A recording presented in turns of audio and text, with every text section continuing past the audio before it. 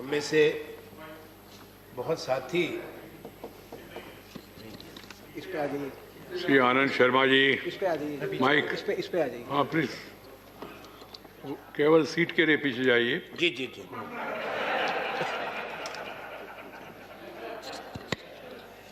माननीय सभापति महोदय, मैं हृदय से आपका आभार व्यक्त करता हूं।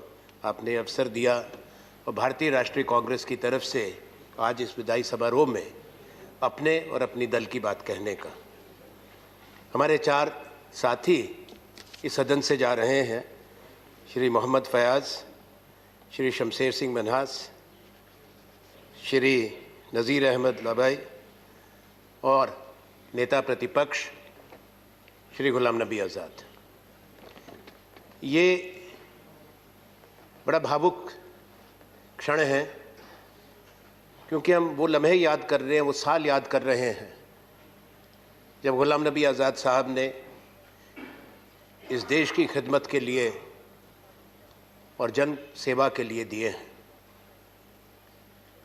और मैं समझता हूँ जो भावनाएं माननीय प्रधानमंत्री जी ने, शरद पवार जी ने, रेड्डी जी ने व्यक्त की हैं,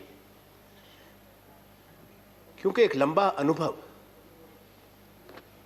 संगठन में, संसद में और पूरे देश की जानकारी। हिंदुस्तान एक बहुत बड़ा देश है, इसकी विविधता है, इसकी विशालता के साथ साथ बड़ी चुनौतियां भी रहती हैं, उनका भी मैं कहूँ आकार उतना ही बड़ा होता है। पर जैसा कहा गया, एक सिर्फ कितने मंत्रालयों का अनुभव, जो शायद दोनों सदनों में कोई व्यक्ति नहीं, कोई पुराना मंत्री नहीं, इसको एक इतना लंबा अनुभव संसद, संसदीय प्रणाली, शासन का और प्रशासन का रहा। पर मैं कह सकता हूं कि कोई भी नहीं है जिसको इतना गहरा अनुभव संसद की प्रणाली का हो, परंपराओं का हो, संसद कैसे चलती है, कैसे सत्ता पक्ष में रह के प्रतिपक्ष से संबंध बनाना, कैसे दलों की लकीरों से ऊपर उठ के देश की बात को सोचना, और प्रतिपक्ष के नेता के रूप में भी वही व्यवहार रहा। क्यों ये इतना सम्मान गुलाम नबी आज़ाद साहब को है, उसका एक कारण है जो सोचना ज़रूरी है माननीय सभापति महोदय, क्योंकि मेरा एक लंबा साथ रहा है इनके साथ, संगठन में, सरकार में और सदन में, दोनों तरफ जब हम वहाँ बैठते थे और अब यहाँ। कि सूती गांव भदरवा से एक व्यक्ति, एक नौजवान चल के यहाँ आए और पहचान दिल्ली में हो, और पहचान करने वाले भी कौन, उस समय का नेतृत्व, श्रीमती इंदिरा गांधी और दूसरे लोग, और उसके बाद निरंतरता रही। जैसा शरद पवार जी ने कहा कि महाराष्ट्र ने भी स्वीकार किया, राष्ट्र ने भी स्वीकार किया, और संगठन के अंदर कांग्रेस में कोई नहीं जो महामंत्री रहे हों हर राज्य के, चाहे केरल हो, चाहे तमिलनाडु हो, चाहे महाराष्ट्र हो, उत्तर प्रदेश हो, जिस राज्य से मैं आता हूं उत्तर पूर्व हो, एक व्यक्ति है जो पूरे हरियाणा, पूरे हिंदुस्तान के एक एक राज्य का संगठन का प्रभारी रहा। ये गुलाम नबी आज़ाद है, दूसरा नहीं है। उसका कारण मैं आपको बताता हूं। मेहनत कश, ईमानदारी से काम करते हैं, जो जिम्मेवारी दी जाती है उसको निभाते हैं, स्पष्टवादी हैं, इनमें शालीनता भी है, विनम्रता है, और ये व्यावहारिक बातों को समझते हैं कि किस तरह से सम्मान दिया जाता है साथियों को, साथ काम करने वालों को।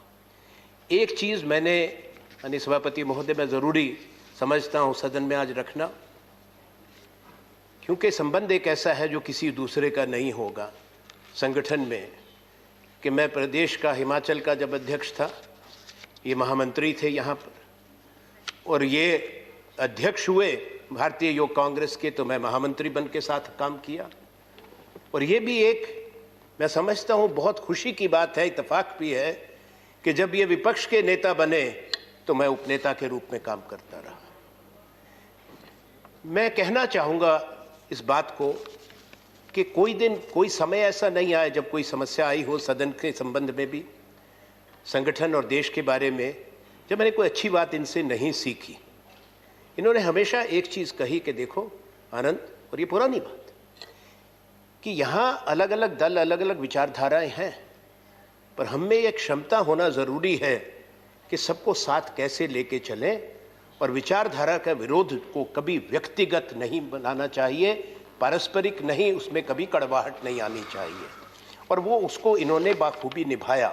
और कारण ये है कि उस समय के वो हैं जो संगठन से आए हुए लोग हैं, वो इसको समझते हैं। अन्य कि जो मेहनत करके अनुभव लेके आते हैं, ये मूर्ति बनाने में बहुत समय लगता है। आज ऐसा भी समय होता है कि जब अचानक एकदम से कई सीढ़ी ऊपर जाने की बात होती है। ये पैदल चल के एक एक सीढ़ी चढ़ के वहाँ तक पहुँचे हैं जहाँ आज विराजमान है। अब सारे सदन की ये भावना, और मैं भी उससे अपने आप को जोड़ता हूँ, हम ये उम्मीद करते हैं कि देश की सेवा के लिए इनका अनुभव, जिसकी कोई मैं कहूँगा बेशकीमती है, और इनकी सेवा मिलती रहेगी।